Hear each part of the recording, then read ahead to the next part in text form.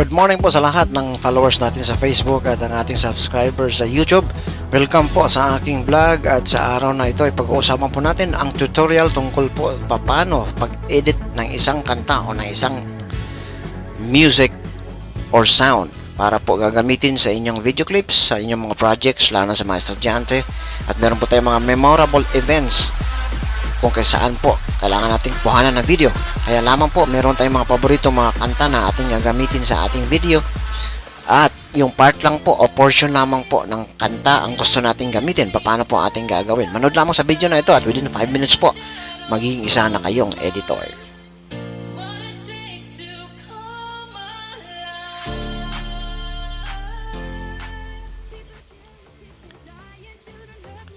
Okay, ano po ba ang dapat nating gagawin? Okay, kailangan po natin na gumamit ng isang application para po sa pag-edit natin ng isang kanta. Sa tutorial na ito ay papaliwanag ko po step by step process paano po ang pag-edit ng isang kanta gamit po ang isang application na Audacity. Okay, mag-download lamang po ng Audacity at i-install po sa inyong cellphone or sa inyong laptop or PC.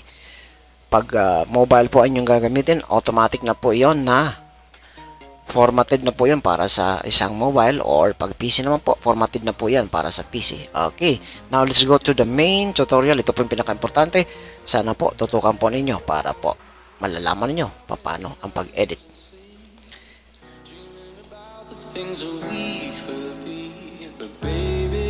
Okay, ito po yung Audacity na application. Assuming po na na-download na po ninyo at na-install, i-open nyo po at ito po yung lalabas. Okay, so ito po, i-click nyo po yung file.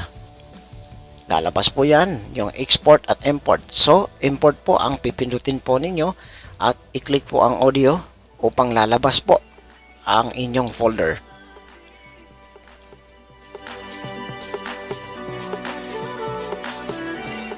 Okay, assuming po ito po yung folder ninyo at ito po yung mga music po ninyo. Pwede rin dito sa library. Tapos click nyo po yung music. Lalabas po yung mga folders ng music niyo kung saan po nakalagay yung mga music po ninyo. Okay, so in this case, pipili po tayo ng isang kanta. Okay, for example, ito po sa BTS. Ayan, load nyo lang po siya. Automatic po yan, maglo-load po sa timeline ng application. Ito po yung itsura ng buong kanta. Okay, ito po yung graph niya. Okay, pakinggan po natin.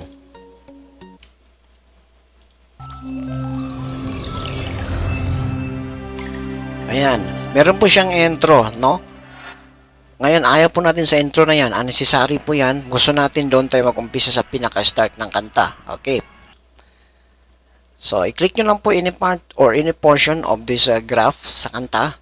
Ano ba? Kung dito po nyo siya i-click, tapos i-play po ninyo. Automatic po yan, magpi-play dyan.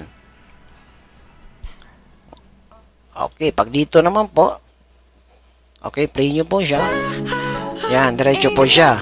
Okay. So, ibig sabihin po, itong part na to, hindi po natin kailangan dahil po, meron po siyang unnecessary na mga intros. Okay, madali lamang po. At ito po, na-noted na po natin na ito po yung pinaka-start, no? Ito po yung ating marker. So, itong from here sa marker na to, papunta po sa kanan, sa kaliwa, sorry. Okay, i-drag nyo po siya kasi ito po yung hindi natin kailangan. So, i-drag nyo po siya papunta sa left side. I-highlight po siya. Yan, naka-white po siya. Ibig sabihin, highlighted po siya. Okay, ibig sabihin, itong part na to, ito yung hindi natin kailangan. Ito yung unnecessary, no, na intro. Okay, pagkatapos po na-highlight nyo na po yan, i-click nyo po yung icon na ito na cutter. Okay, ito pong cutter. Tingnan nyo po. I-click po natin ang icon na cutter. Ayan, nawala na po yung naka-highlight na unnecessary na portion sa kanta. Pakinggan po natin ulit. Ayan, so diretso na po siya. Okay. Ayan, so halimbawa po, in this case po, dito lang po natin gusto ang tunog na yon or sa tugtog na yon. Dito lang po ng portion na yon ang ating gusto. Or dito. Okay, tingnan nyo po yung marker, nasa 15 po siya. Okay, lagyan nyo lang po siya ng marker. Ayan, hanggang dyan po ang gusto nyo mapapakinggan. set the night light.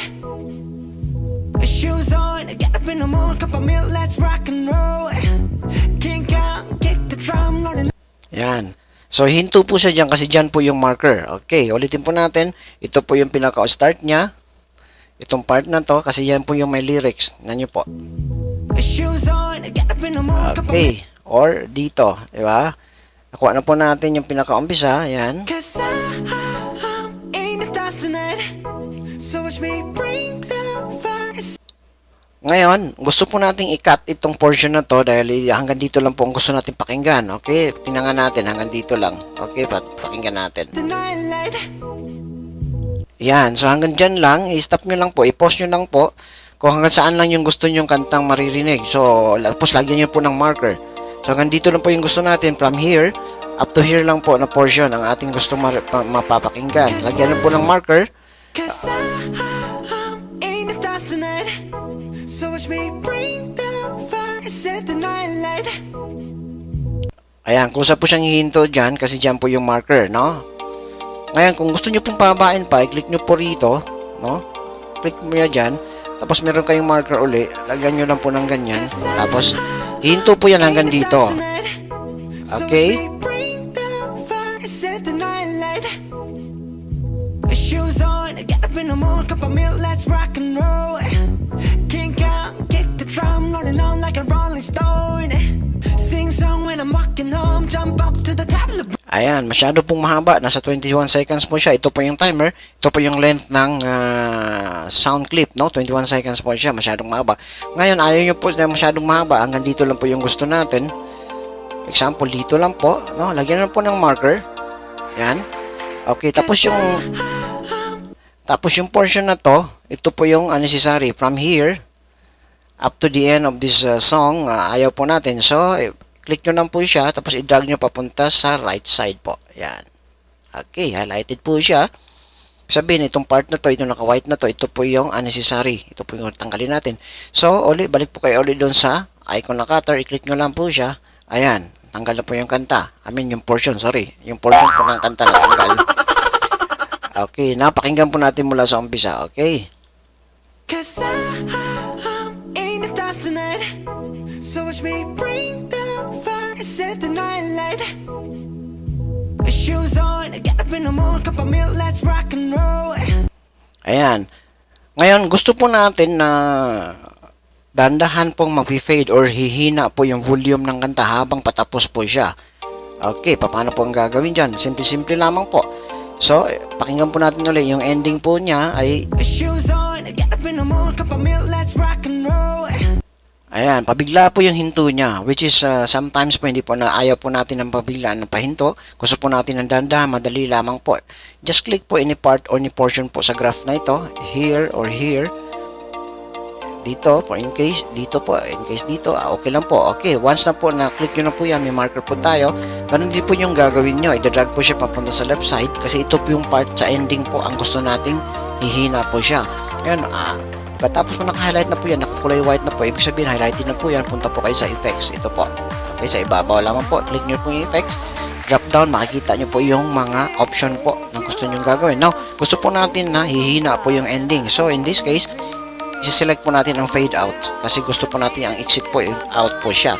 I-fade natin siya. Okay, click nyo lang po dyan. Tingnan nyo po yung height ng graph. Makapal po siya at mataas. Okay, once na kiniklik po natin sa fade out, ito po ay iiksi or bababa po siya. Tingnan nyo po. Ayan, bumaba na po siya, nag-iba na po yung itsura niya. So in this case, ibig sabihin, pag bumaba po yung level ng or height ng graph, sabihin mahina po yung volume. Pakinggan po natin. Okay.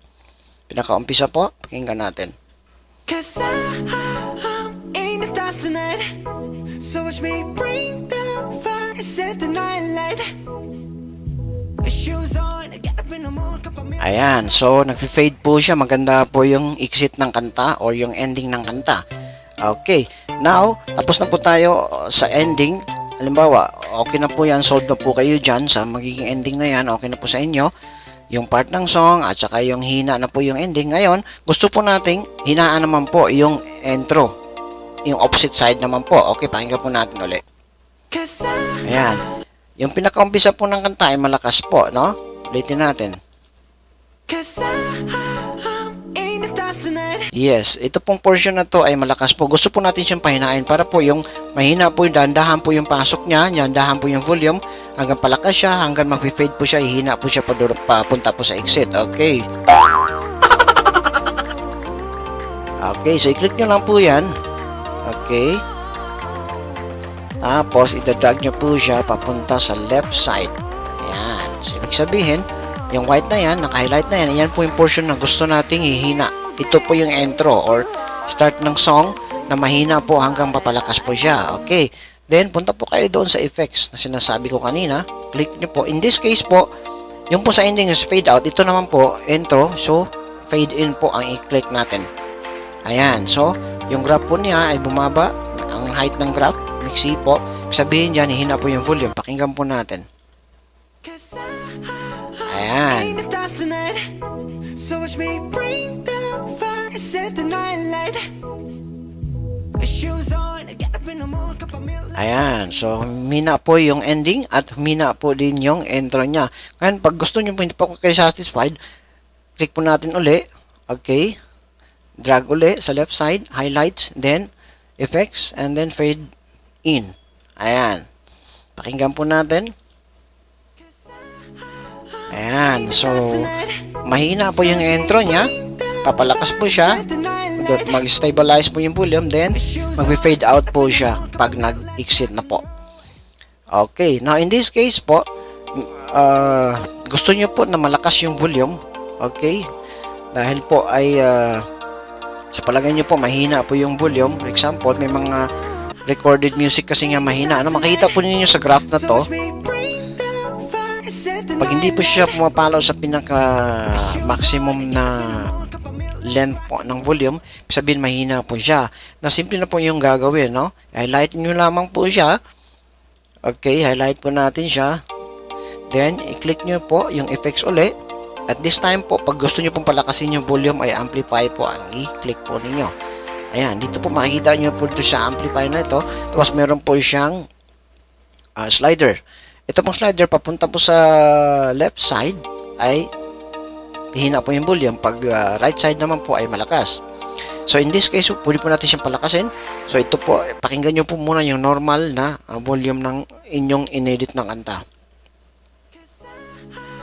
Tingnan nyo po yung level ng volume. Hanggang 12 or 6 lamang po siya. Okay, now in this case, gusto po natin siyang palakasin. So, i-click nyo lang po. Hold nyo lang po yung slider. And then, papunta po siya sa kanan. Ayan. Or as you wish po, kung gusto nyo pang dagdagan. Kaya lang, advice ko lang po, huwag lang po masyado. Landahan naman po dahil nakasira po siya ng headphone or ng speaker po. Tapos, pakinggan po nyo ulit. In the stars tonight. So watch me bring. Okay, so in this case po, pumupula po yung peak ng graph ng volume, yung meter, pag malakas po siya. Ngayon, pag satisfied na po kayo sa volume, i-okay nyo lang po siya. Ayan, so makikita nyo po, umaba po yung length ng graph. Nang pakinggan po natin ulit. In the stars tonight. Ayan, malakas na po siya. So watch me bring the fire, set the night light. Shoes on, get up in the morning, cup of milk, let's rock and roll. Okay, so yan po ang ating pag-i-edit po ng ating isang sound clip. Ngayon, gusto po nating i-save na po siya para po sa finalization, para po magagamit o mapapakinggan po ninyo. So, simple lamang po ang pag-save niyan. Okay. Click nyo lang po ang file. And then, click po ang export.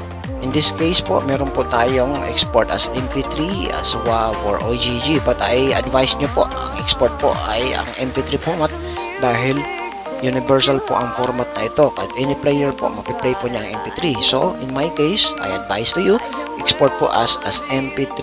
Okay. Yan, lalabas po dito yung title. Now, in this case po, para po talagang ma-separate po siya ng folder para po sa inyong mga edited na mga sounds. Gawa po kayo ng sarili ng folder. Click nyo lang po yung music. In case, gawa po kayo ng new folder. Okay. Ayan po. Tapos, i-rename nyo lang po. Lagay nyo lang po, sound clip. Okay. Tapos, click anywhere para po mag-save yung folder na ginagawa nyo. Ayan. So, okay na po yan. Click nyo siya ulit. Ayan. Ito na po yung sound clip. Tapos, save nyo po. Ito yung bago nyong gawang sound clip na folder. Ito po, wala pa po siyang laman kasi bago. i-click nyo lang po itong BTS itong song na ina-edit nyo, i-save nyo lang po at automatic po yan, magsisave po yan doon. Okay, now output tayo, exit nyo lang po siya. Now in case po mag-load kayo ng ibang kanta, walang po problema, check nyo lang po yung, i-click nyo lang po yung X para mawala pa yung kanta. At the same time, mag-load po kayo ng iba, balik po sa dating procedure from the top, audio, load na po kayo ng iba. Okay, ayan po.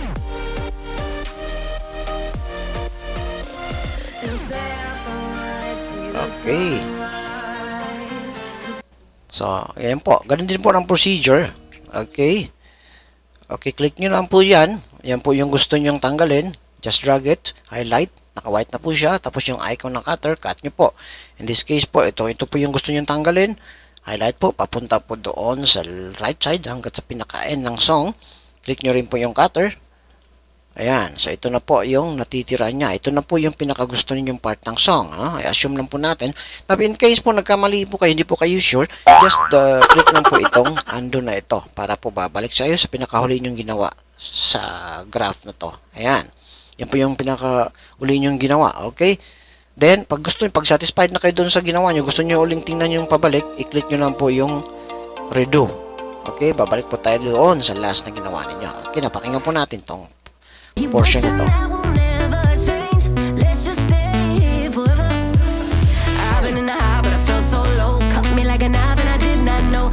Okay, in this case po, malakas na po siya. Hindi na natin siya kailangan panlakasan ng volume kasi malakas na po siya. So, in this case po, ang gagawin lang po natin is yung paano po mag-ending po siya ng faded or pahina-hina po yung pag-out po ng music. Pa-end po siya pero pahina kagaya ng ginawa natin kanina. Just click anywhere of the part of the song or this graph.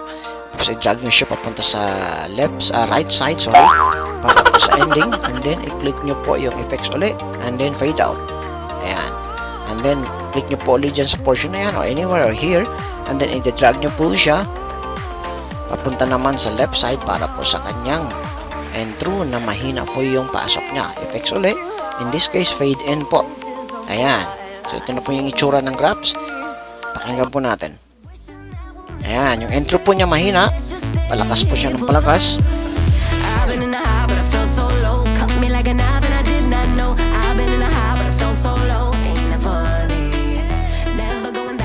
Ayan, so mahina po yung intro, mahina din po yung exit niya. So sana po natutunan po ninyo ang part po na ito. Now yung save po, ulitin ko po, punta po kayo sa file, import, export. Okay, so export po, MP3. Okay, then in this case po, mag-automatic na po siya dahil nakagawa na po kayo ng sound clip folder para po sa inyong edited na tune or music clip. Okay, save nyo lang po siya, papasok po siya dito. Ayan, pag satisfied na po kayo, tapos na po kayo sa ginagawa ninyo, mag-exit lang po kayo. Ayan, yes nyo lang po or no na lang po para po hindi accumulate po ang inyong workstation or something na ginawa nyo po. Okay, yan. Okay, now hanapin po natin yung ginawa ninyo. Just open your PC ulit. Tapos hanapin po natin yon. In that case po, doon po natin siya nilagay sa music folder. Tapos hanapin nyo po yung folder na ginawa nyo, which is the sound clip. Click nyo lang po siya. Andyan na po yung dalawa na ginawa nyo. O ilan man po yun. Okay, pag i-play nyo po yan, automatic po yan. Yun po yung maririnig ninyo na final ng ginagawa ninyo. Okay, pakinggan po natin. Okay. Hindi pa po yan. Ha? Ayan, ito na po. Okay. Ito na po yung BTS kanina. Okay. 13 seconds lang po siya. Okay, we'll listen to the second one. Tune My Heart. 19 seconds po. Okay, yan na po yung final niya.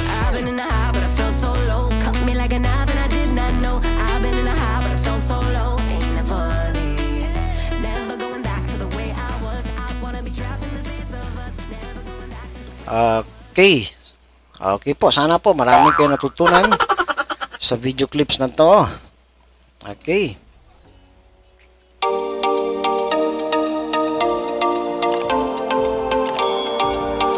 Okay, hanggang sa muli po.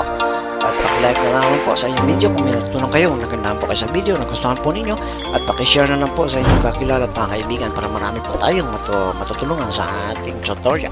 Hanggang sa muli po, marami po tayong pag-usapan tungkol po sa mga tutorial pa natin para po sa editing. Mayari po lamang, paki-share na lamang po at maraming salamat po sa panonood. Hanggang sa muli po.